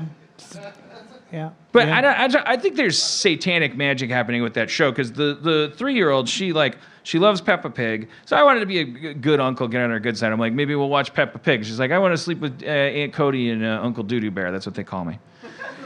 Why? I kind of came up with it because I knew if I had a nickname that when we had walkie-talkies in the desert, and I'm like, I'm an interloper, I'm an outsider. Like I gotta be fun, and I'm not a naturally fun person.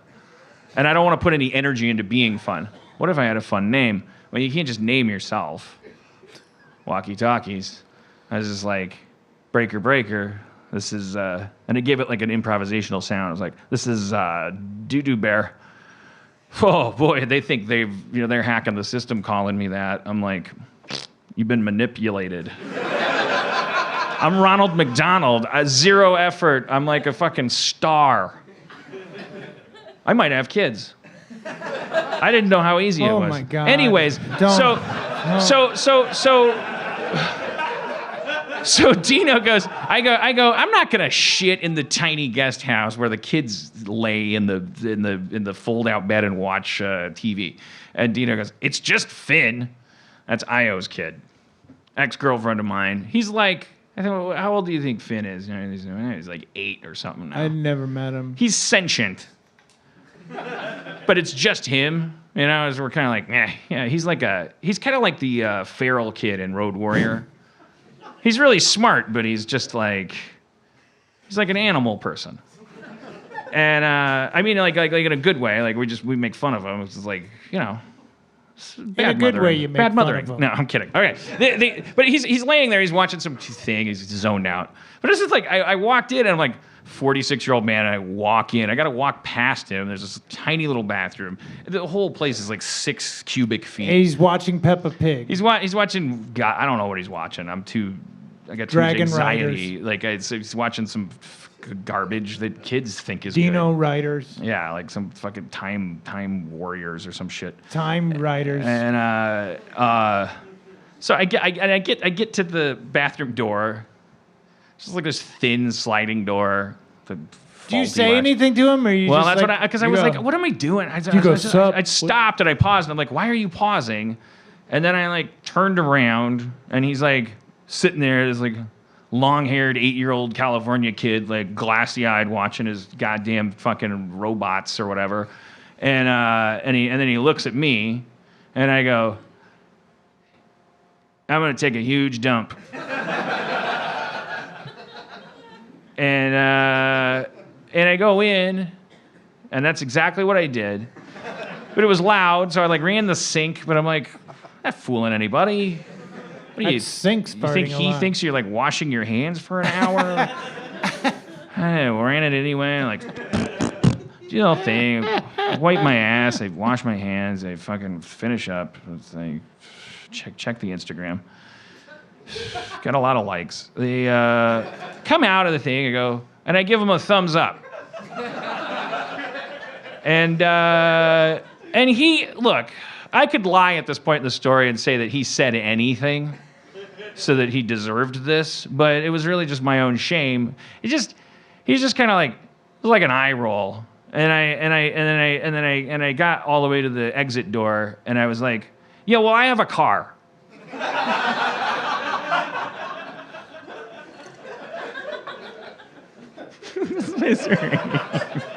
What did he do then? Yeah, I'm not gonna fucking stick around. They call that the wit of the staircase in French. You know, that's fucking cool. like I came up with a comeback on the way out. I was like, well, get out of here. He's gonna fucking slay me if I stick around, because he'll be like, who cares? And I won't have a comeback for that. Nope. Like I took a big shit. Okay, yeah, go ahead, judge it. I've kissed girls. That would have been better. I have beer in my fridge I can't even pronounce. I don't know. You're fucking 8. Good luck. Your fucking 8 would have been good. Better. Okay. Here's a couple tips for you, buddy. Grow gills. What? That's a tip? I had a pretty heavy carbon footprint. Right, exactly. Grow gills. Yeah. Why? Because I ain't leaving him any ice caps. You know what I'm saying? I thought it was related to the shit you took. No. Grow gills. Because that's going to start overflowing any second. Because of the girth of my stool. Better grow some gills. No, I wasn't bragging about my big shit. It was just like, I kind of just felt bad. I mean, if it was an adult, there's the thing, is if it was an adult, I wouldn't have shit in there. Because I'd be like, well, no one wants shit that close to their face. So you would have went in there, you would have closed the door, and just sat there for a couple of minutes. I've done this. So because it was a kid, I felt like, well, out. the kid's getting like, he's getting like abused, you know, he mistreated. Like, it's like he doesn't have power. He's like where the only TV is. So I was like, all right, well, least I can do is level with him. I'm gonna take a big shit. That was my thought process. I'm like, I don't like being part of the elderarchy. You know, it's like, oh, you're 8, you can't vote, so fuck off. Like, that's, you know, you try to respect these people a little bit.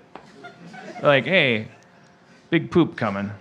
I don't know if you want to just like prepare for it, or hey, you're gonna hear some shit. Like, it's fucked up. Like, if you were 40, I wouldn't do it. But if you're 40, you wouldn't be watching fucking stupid ass hologram dinosaurs, whatever, saving teddy bears. Fucking idiot.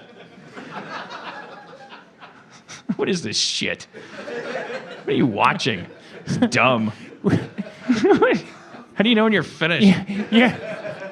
You're giving him shit for you're watching this animated hologram robot show. Your show has some holograms and robots, and happens to be animated. I think I've seen a teddy bear in it. Yeah, and you Brain parasites? Levy, can somebody come on? Oh yeah, no ice thingy. Levy, bring the ice thingy. Dude, I mean, if I leave this stage, this show will go right into the dumpster. I run a tight ship. All right, so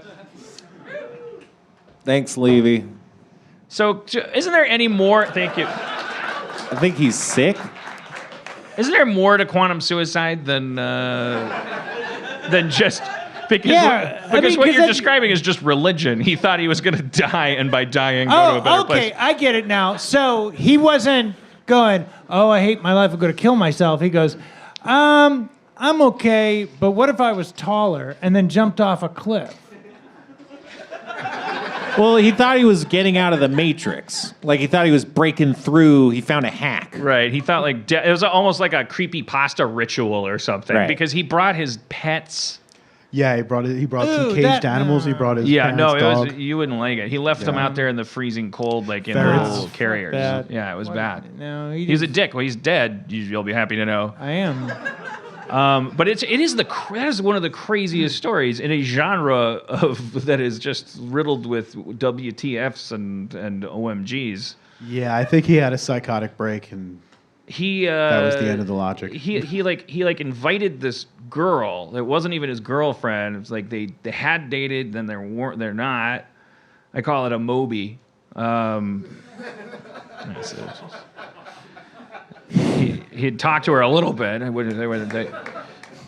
There's an applause from the Moby's got it bad enough. What are we doing? What am I trying to what white knighting Moby? It's like everyone's just drowning in the same pool. I'm like shoving his head under. That's gonna keep me safe. I already got me 1.5. All right. Okay. I only have to get me 0.5. 1.5. Fucking idiot. So he dated a lady, and then he stopped dating a lady. Then he invited her out. So You want to do something cool? You want to supervise my suicide? He had made sure to leave her. Like it was clear to her that when he died, she was going to get some money. Yeah, it was $180,000, I think. But your theory, based on the various clues, is that he always fully intended for her to do it with him, and that he knew he could only lure anyone out. Even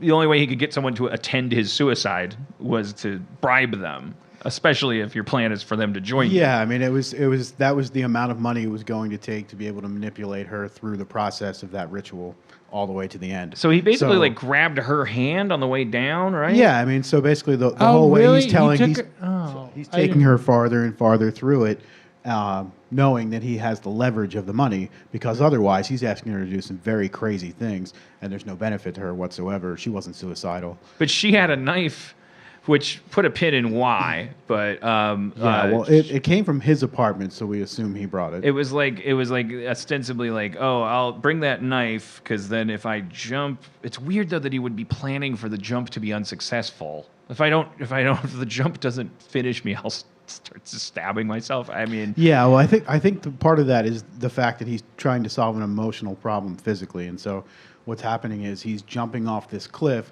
but he's chosen a short cliff because he doesn't really want to die, but he thinks this quantum suicide thing is a great thing because he's falling into this mental illness. But it's an interesting process, but very disturbing. But basically, individual. he jumps. Neither of them die. He pulls her down. She's got a knife. She's so pissed she kills him.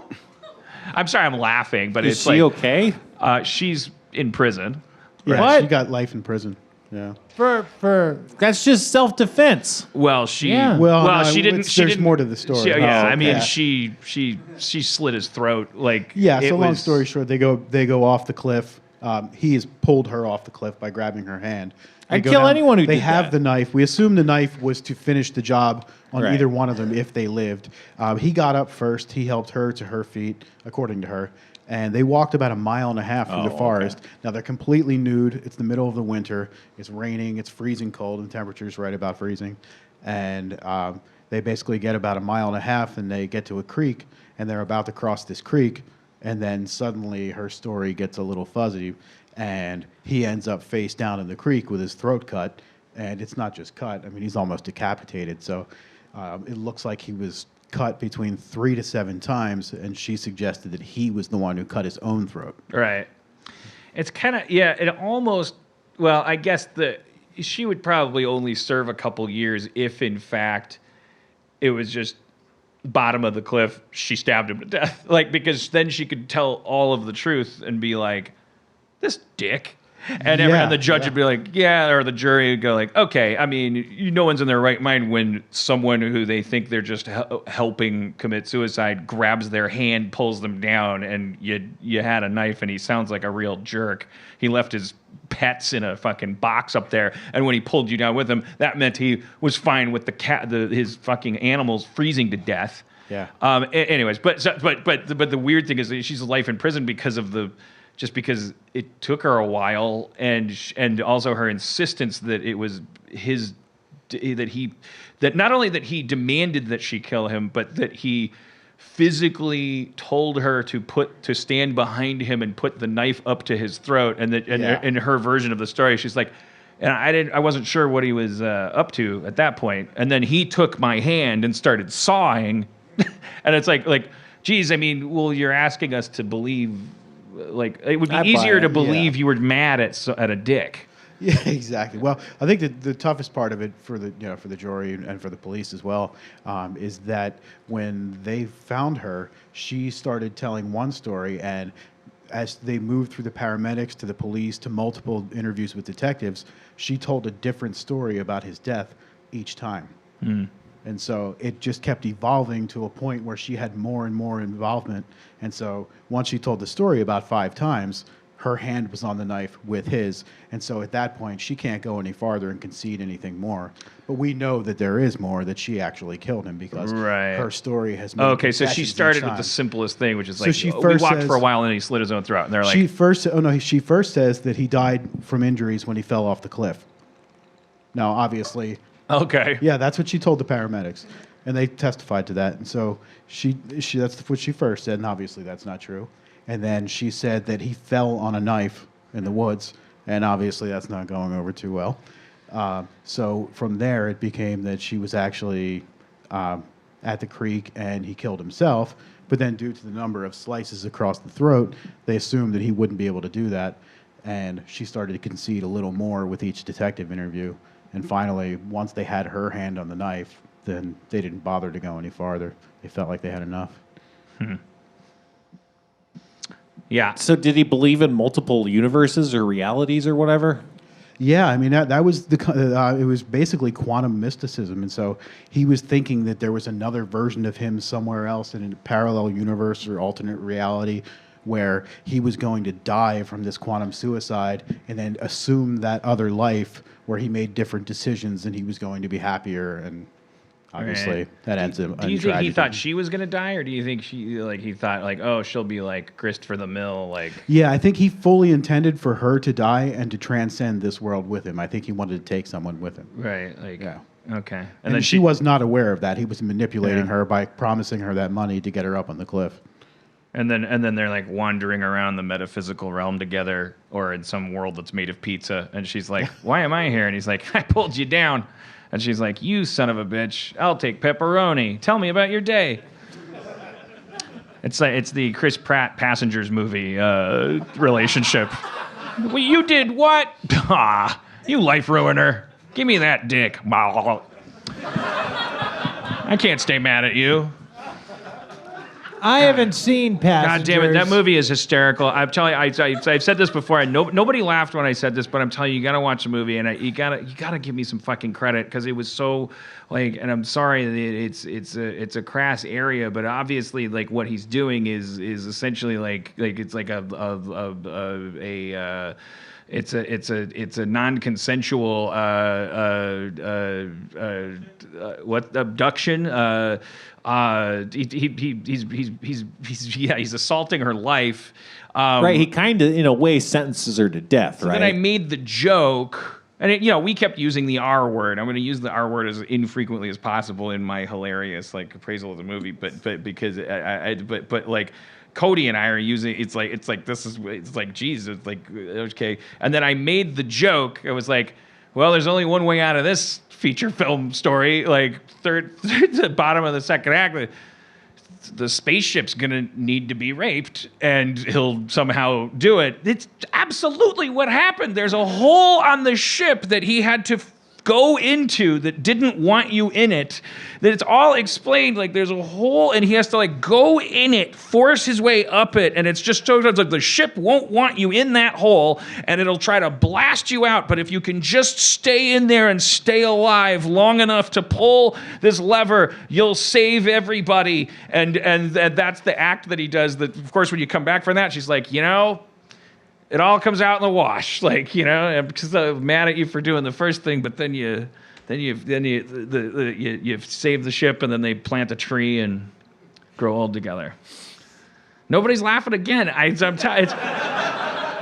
It's just amazing. I mean, I just like to watch a movie and you're like, to make that joke and then to have the joke that you made that you did not expect. Well, this is like fucking actually what they wrote. It's fantastic. It'd be like if you were watching Monster House and it's like, well, there's only one way out of this. Probably find out the house is like a sad fat person and then you just have tea and tell the story while the house is waiting across the street. Yeah.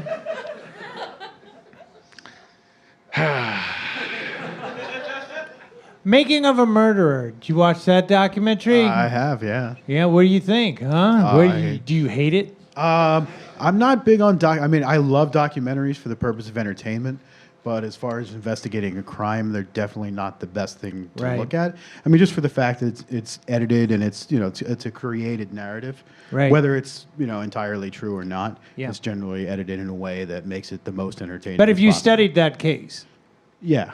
What do you think? Do you have any? I definitely think he's guilty. You definitely think he's guilty? Absolutely, yeah. What about the kid? I believe he was involved, but I don't know to what extent. Yeah. That aspect of it is a little difficult. That's the biggest bummer. Yeah, because obviously he was mistreated very badly, and so yeah. we don't really get a good sense of the truth. Right. So why do you think that he did it? What was it? Because I watched it and I went, oh, this poor guy. But you're saying it's consistent with his character, and he also on the day that it happened, I mean, he actually set her up to come there under false pretenses. Right. And he had already harassed her, and so that's really the next step. I mean, if you look at people who commit murders in that way, they generally start with things like that, and it escalates. Yeah. So that lie in particular. We don't have to. I mean, there's the idea that you have that's the problem. Like the police want to do their job really well. They want to save the world from evil people, and they can't stand the idea of somebody getting away with it, or they become certain somebody did something, and then maybe sometimes they'll put their thumbs on some scales, or they'll like overlook some clerical Miranda business or something, or they'll be like, well, maybe we can get this confession, or through this means or that, because they've got their eyes on the final prize, and it's exactly that mentality that we have to abandon when we watch these like serial kind of things, because it's like people go, oh, I'm going to debunk serial because I think Adnan did it, but it's like, well, that's not really the point. Is rule of law. The point is the terrible investigating, terrible law enforcement, terrible trials done terribly, where whether the person did it or not, they shouldn't be in prison by any of our definition, our standards of jurisprudence, whatever that word means. Like you agree? I assume it's like you can still enjoy these documentaries without having I think people think they're ruining it when they go, that guy's a bag of dicks. Yeah, he did it. I'm like, well, still they shafted him. I think guilt and police misconduct are not mutually exclusive. I think most of the really interesting cases involve not only somebody who's guilty and pretending to be innocent, but also a case where that person is making strides in that sense because there's a lot of police misconduct. We do see a lot of cases like that, and they're very interesting. It's unfortunate that it takes place, but yeah, that's why my mind is blown by like good by the book homicide detectives, like the guys that Yardley's always having as guests, like just like, geez, how can you suspend that dramatic part of your brain that's like you'd do it. You're an Asperger detective. You'd be like, let me look around this scene. You guys see Caddyshack? Well, Caddyshack? What are you talking about? It's a movie about resources and redirection of light. Oh, what? We got a fucking psycho on our hands. Hey, he's a psycho that gets results. The captain said, this guy came from Paris. He's Interpol. Watch him. And then you just like follow like this. You're like laying down sunflower seeds and follow the trail of them to a cellar door, and a body falls out.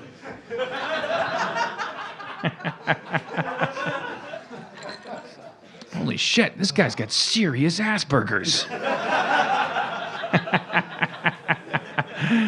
And the chief's like, yeah, he's got him all the way to the bank. I've never cleared so many cases in my life. Say hello to your new partner, Rhea Perlman. Yeah, I don't know.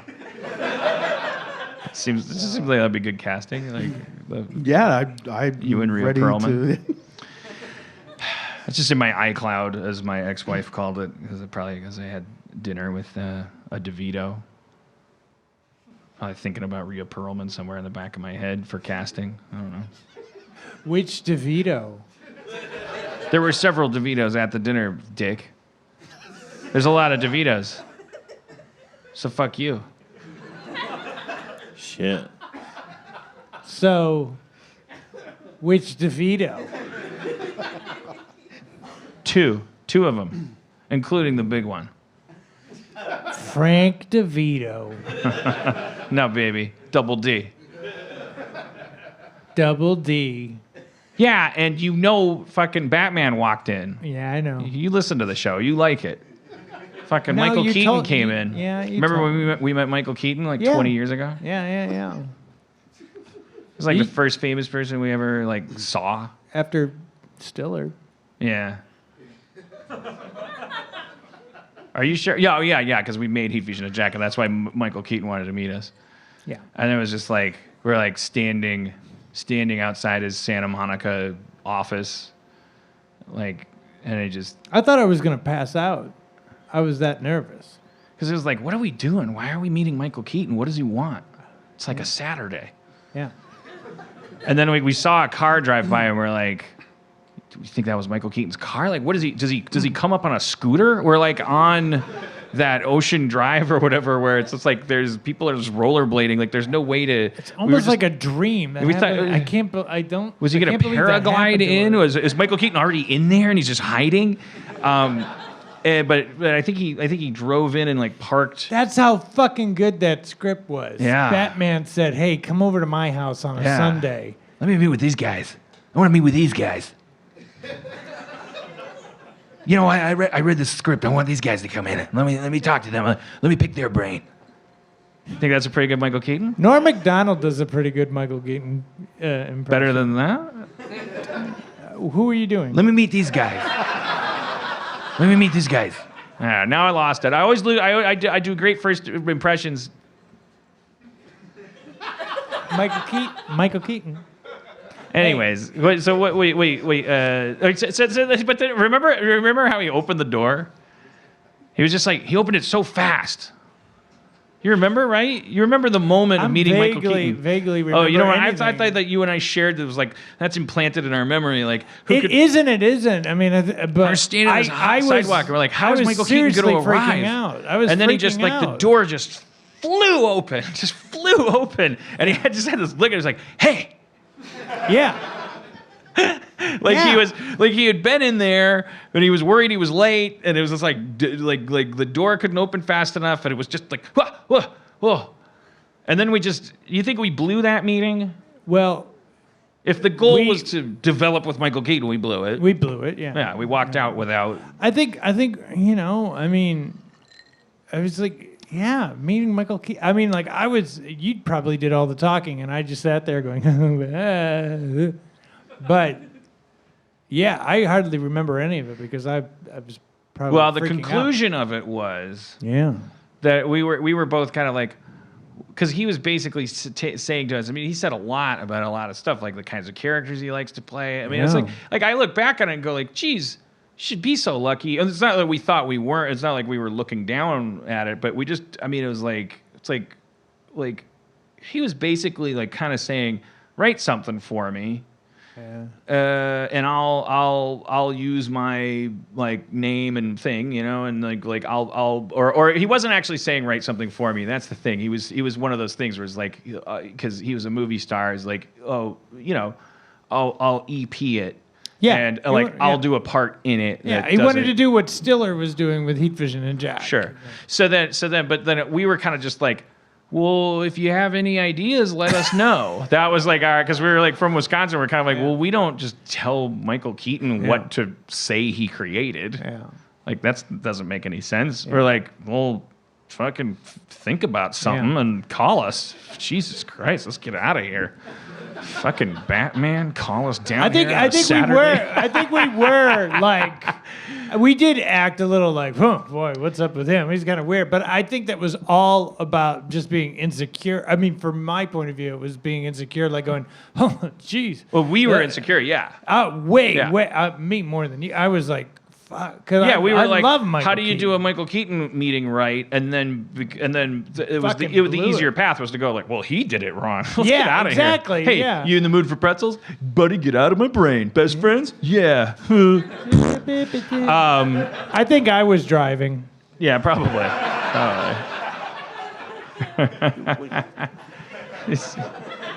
Well, you don't know which guy was you in that exchange. But he was being very vulnerable, communicative, like loquacious. He was like enthusiastic. We could have done that meeting better. I wish We could have that's easily turned it into a job. Yeah, We fucked up. we fucked. There's a quantum world out there We- where we fucking went from Stiller to Keaton. It was quantum suicide. Yeah. Well, no, that's the gateway is quantum suicide. We got to get there. Schrab, would you accompany me For how much? to Griffith Park?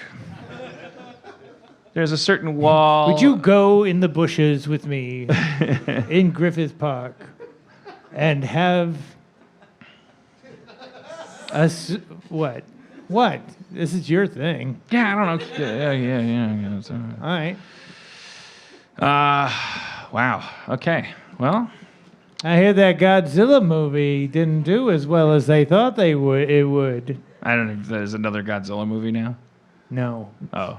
Yeah. Why would I don't say know that? the difference between jokes. Well, it was and- like 3 weeks ago or something Okay, like that. yeah. And, all I heard from it was like, well, that Godzilla movie didn't do as well as they thought it was. Have you seen the new Godzilla movie? Didn't even know it existed. Okay. And you're a detective. The I'm sure I creature can find is it. 700 feet tall. You haven't found him. What was he hiding in Madison Square Garden? Yeah. Come on. Have they ever made a good one? Shit, yeah, I mean, man. recently? Shit, fuck yeah, man. Yeah. Which one? Yeah, the first one is awesome. The first one's great. And That doesn't count. Godzilla versus Biolanta is great. It's from the 90s. That one's fucking good. You know what else is good? Blade. Blade's a fucking good movie, man. Fucking Wesley Snipes. Yep.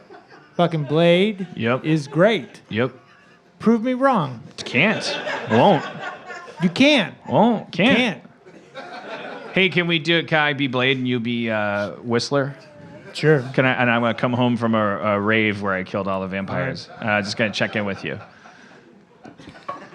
Riding my Blade car into the warehouse.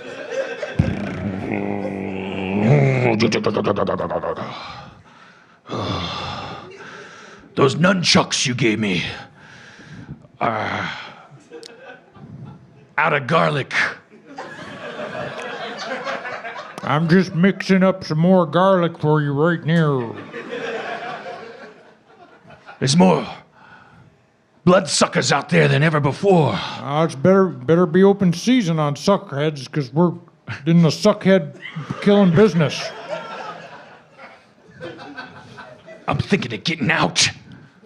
This shit's too deep. Blade, you can't get out. You can't. How's that cure coming? I'm working on it. I'm working on it. What do you? Wait, I don't want a cure, do I? Because I have all of their strengths and none of their weaknesses. That's what I keep telling you. Yeah. I don't want a cure. Do I like what I do?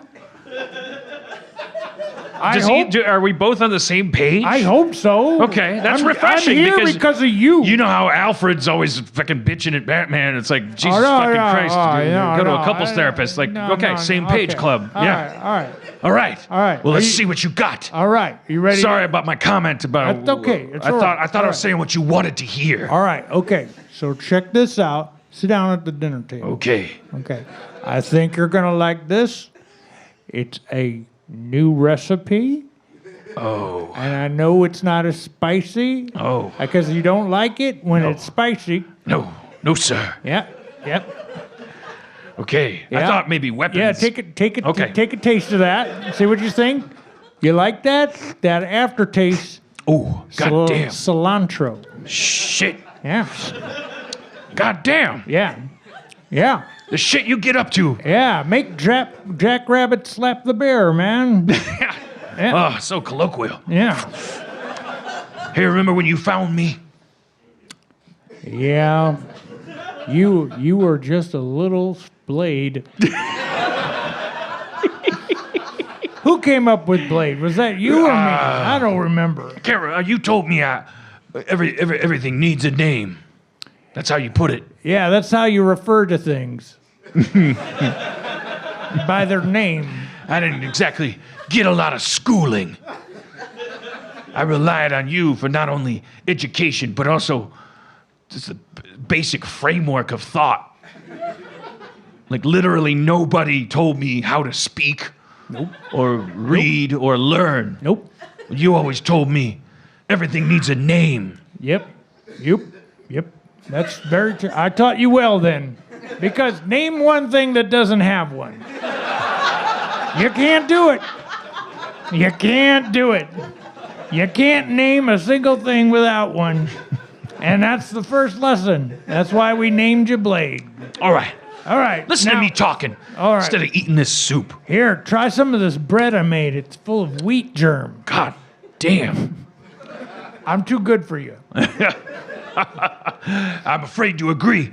I'll wake up one day, see an open window with a curtain blowing in the breeze, and a little tear come down my cheek. Yeah. Why? Why are you crying? Why would you cry? Don't make me say it out loud. Well, the window, there's a drape on it. You can close it. Are you crying because it's cold and there's no window? Because did the window break in this scenario? Did you break a window? Are you sad because you broke a window or because the drapes are open? Whoa. Okay, give me that. Whistling. Give me that. What? Give me that. Taking my soup? Why are you crying? What? In the thing. Take my soup? Explain yourself. I think this is a deflection. You know what I mean. No, I don't. I'm afraid you'll leave me because I love you. Don't look at me like that. You pulled it out of me like a fang. I was happy to leave it edgy and muscular.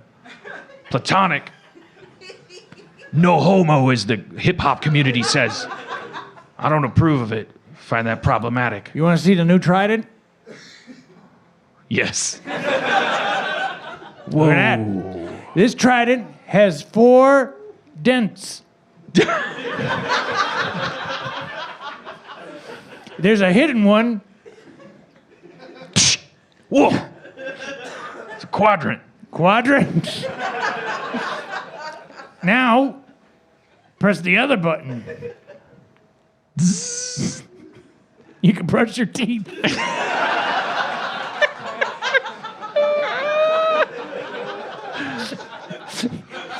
You taught me how to do that. Yeah. Once a month you get a new battery. It doesn't seem to be vibrating very hard. I thought that a vibrating toothbrush, I thought the whole point was for it to vibrate so hard it shakes all the dirt off your teeth. Well, your teeth are so clean it doesn't need to shake that hard. How come it vibrates for 2 minutes and then stops and then starts again? You're supposed to do the other side. Oh, it's like a reminder. Yeah. Wow, what a product. Here, why don't you put this lotion on my feet? Well, if you had just given me a Trident, I wouldn't be doing this. Yeah. It kind of makes a fart noise. Yeah. You know what that sounds like. Yeah. It's like Okay, put those gross-ass fucking gremlins up here. Come on, you old man. okay. Look like goddamn Billy Bob from Showbiz Pizza Place with fucking bare feet. Not so fast. Still so Stop it. You're ticklish. You fucking ashy ass feet. Fucking look like a goddamn. Well, they wouldn't be so ashy if you would put more cream on it. Put some more cream look, on what it. do you think I'm trying to do, you Put old some man? more cream on it. God damn it, I love you. Stop tickling so much. Put some I'm not cream trying on to tickle you. I'm trying to hydrate your goddamn ashy ass, dry ass wooden stumps you call feet. You old poop.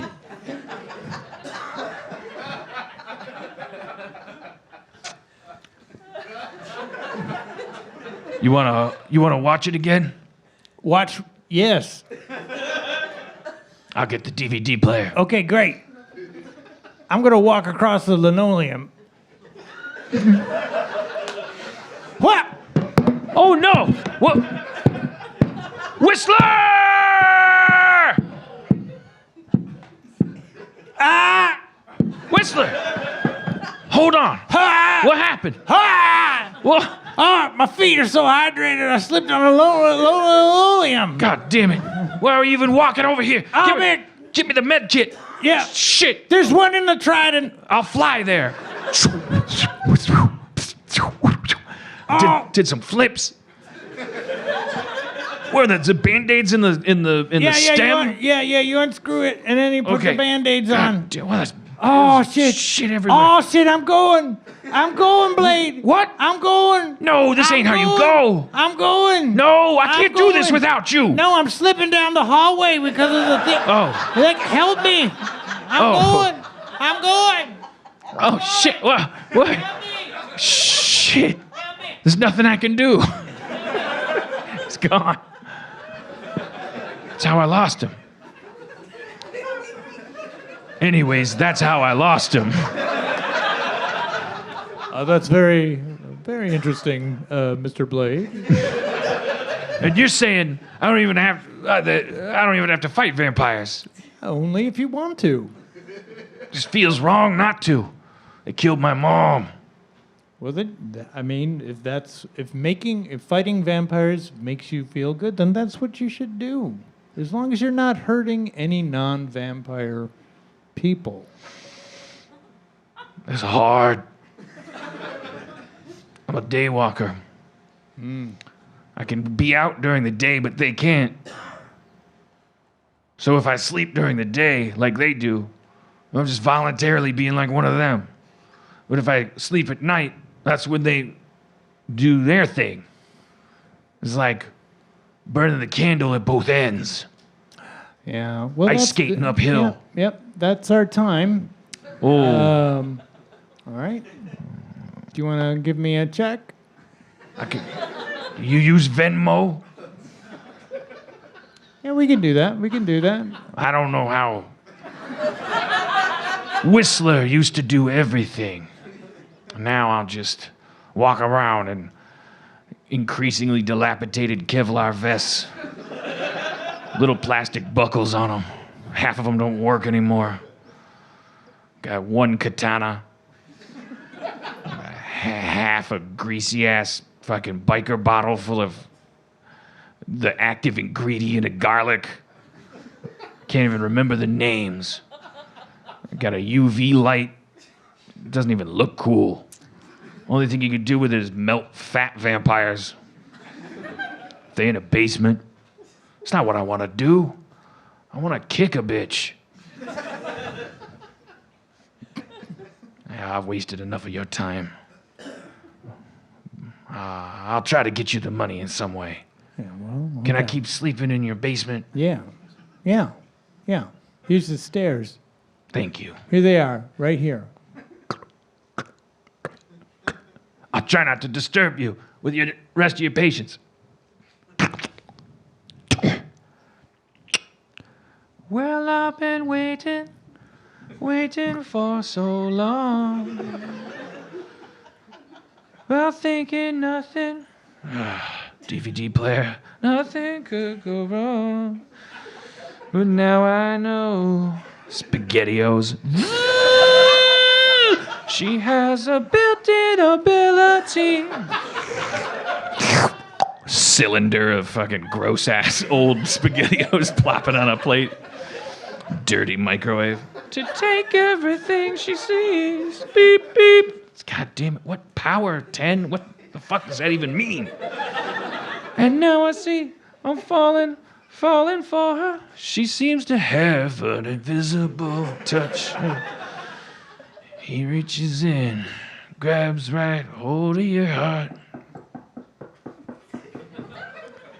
Go away. All right.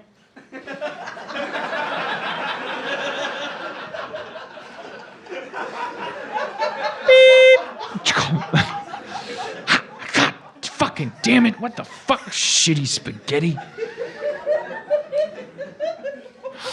Fucking hot. Damn. Why I tell the only person that knocks on my door to go away? Could have been anybody. It's not like the problem I have is who is it? Did I catch you at a bad time? Can't be. If you're a mimic, one of 7 classes of vampire, you should know I got a gun on the other side of this door that'll send your blood-sucking ass all over the wallpaper. Just open the door, Blade. She seems to have an invisible touch. She reaches in, grabs right hold of your heart.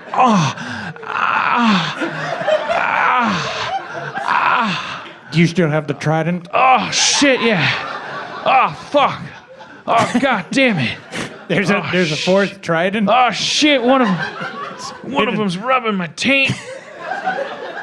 I think I dropped my phone earlier. Oh, shit. Find it.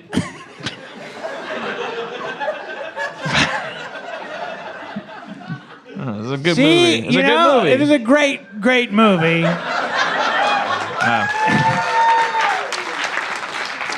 All right, well, is there anything to plug? Watch, go to the.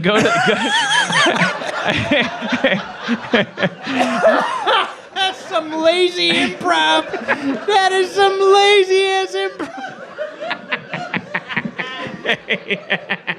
Oh my God. If I could beam that to us when we were like 24. And just go, Just stop seems working like- so hard. You guys are just sitting. You're not even standing up and And running you're still around. talking about the movie we just saw last week? Like, isn't there like hologram television Yeah. about like teenagers doing weird drugs on HBO? Like have you guys even watched Atlanta yet? No, it's just rewatching Blade. It's that good. In fact, nothing gets better. It's a great movie. You know who's in that movie? Wesley Snipes. You know who else? Donald Logue. Who would go on, who would build on that role to play me. Oh shit! Yeah, that's right. All right. Well, you know, I've never like. Anyway, Ryan's one of those guys that makes his own app for his podcast. You can get what is it in the App Store? Yeah, the iOS version is in the App Store. And that's where the shit really goes ham. Is that a good thing to go ham? Morty. Is it good to go ham, Morty? Because I mean, you're you know, behind the paywall. That's where the magic happens. You do spoken word shit. You're just fucking like you're crazy. Oh yeah, I'm definitely crazy. Yeah. It's great. It's fantastic. You know, I don't want to embarrass Spencer, but he really you got a lot out of listening to Ryan's podcast. I got a lot out of listening to Ryan's podcast. Why would you be embarrassed about that? Because Well, I'll tell you why. Nobody wants to be referred to in the third person emotionally. I do. I watched that happen a lot. We took the kids to Disneyland, and I was like, I know what's going on here. Like, yeah, she wanted to meet Minnie Mouse, but she's overwhelmed. It's like she didn't know Minnie Mouse was a giant fucking thing. And then it's like the adults having conversations about like, I thought you liked Thunder Mountain. I thought you wanted this, and it's kind of like you're overwhelmed, and you want to be like, stop talking about what I think and like. I need to fucking chill. My little tiny fucking 4 horsepower brain is like just fucking flooded by this corporate goddamn heroin trip. Like I gotta fucking freak out. There were 3 Yetis on that first roller coaster ride. What's the one that's bobsled themed? That's Cool Runnings. And all right, 5-year-old Ryland was in the front car. That was his first roller coaster ever. And I was like in the car behind him, and I kept yelling. I was like, "What are you doing?" Because he was in the front car. I was like, "Wait, no! Did he think Wrong way!" Do you think he was steering? Well, I was acting like I thought he was steering, but he's 5. He might have been like, "Fuck, I'm sorry. he thinks I'm steering." I'm sorry. I was like, "This isn't even bobsledding. Do you even know what you're doing?" Did you go on Splash Mountain? No. Do you know Splash Mountain? Yeah, I've gone on it. Do you know why it's called Splash Mountain? Because a lady died on it? No. It used to be a Song of the South inspired ride. Wait, what? And then somebody went, "Oh my God, we can't do that anymore." Yeah. And then Splash, Daryl Hannah, Tom Hanks Splash, Shut came out. up. And they called it Splash Mountain instead. Shut up. So if you go to Splash Mountain, I think there's they just play Song of the South music. No, there's the bears in there, and there's Right. the rabbits and the And briar it's patch Splash, and all that stuff. but they call it Splash Mountain. Come on. Because of What did it look used up. to be called? Why? Prove me Racist wrong. Mountain? What Look was it it up. called? Look it up. What was Look it it called up. before? You should know what it's called if the story's No, true. I don't, Yes, because you it's should know called what Splash called. Mountain. It was called Uncle Tom's Sure. fucking Yes. teacup. It was called something else. It's The a point of my mountain. story is that it's called Splash Mountain Then because why of isn't there a Splash. mermaid anywhere in there? You've got bad Because information. It's not true. Okay, well, all right. Ooh, It's called what? Zippity River Run. Zippity River Run. Right. That sounds authentic. Right, okay. That's- And now it's that called person's Splash. not Now it's improvising. called Splash Mountain. Okay, but really, is it? Okay, do you know this, or are you googling it? Do you know if it was named after if the Splash connection is true? Okay, I recognize the sound of Disney experts. You do not want to fuck with them. So okay, I retreat. All right, fascinating. Just say you're right. Just say You're I was- welcome for making it possible for you to be right about something.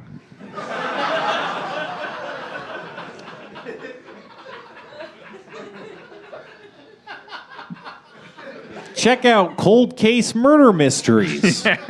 Oh shit, we forgot Ryan Reynolds was our guest tonight. Should we bring him out, or I guess it's like 2 hours? Yeah. Yeah. Okay. All right. Well, sorry guys. We usually have a guest, and I sometimes I forget And we about did them. this time. Well, we'll go. But- We'll go Ryan to announce Reynolds. Deadpool 4 somewhere else. He's the merc with a mouth. Dan likes him because they both break the fourth wall. Yeah. Who Crazy. else does? I do. You just did by What? saying that. Yeah. I don't know. He's the mirth with the mouth. The merc with a mouth. Merc with the mouth. You know, like everyone shortens mercenary to. Yeah. Merc. Yeah. Just stop on that hard C, like you do. Like just pretend you're saying the word mercenary, and then just stop. But he doesn't have a mouth. He has a mouth. But his face is a mask. There's His no face is not a mask. He wears a mask over his face. over his mouth. right. Yeah, over the mouth that he absolutely has. Yeah. I haven't seen this movie. He hates Francis. You haven't seen Deadpool? You definitely haven't seen the movie. You're No. such a fucking old, shitty fucking. Colossus is in it. I don't need. What did you? I What don't do you? need What do this. you? What do you watch? The Mentalist.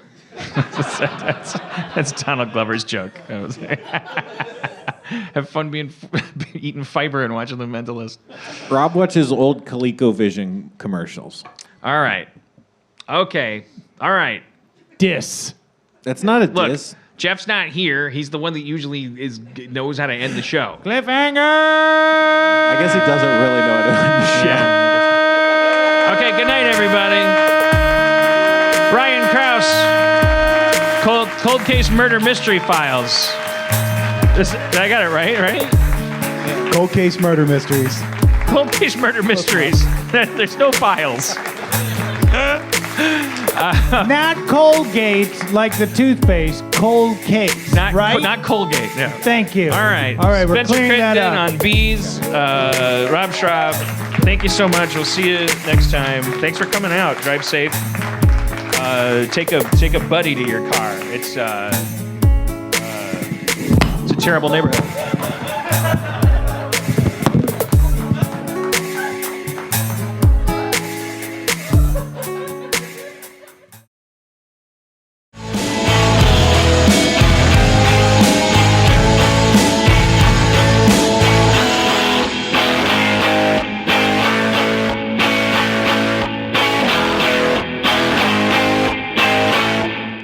Did you get any of that? It's a good show.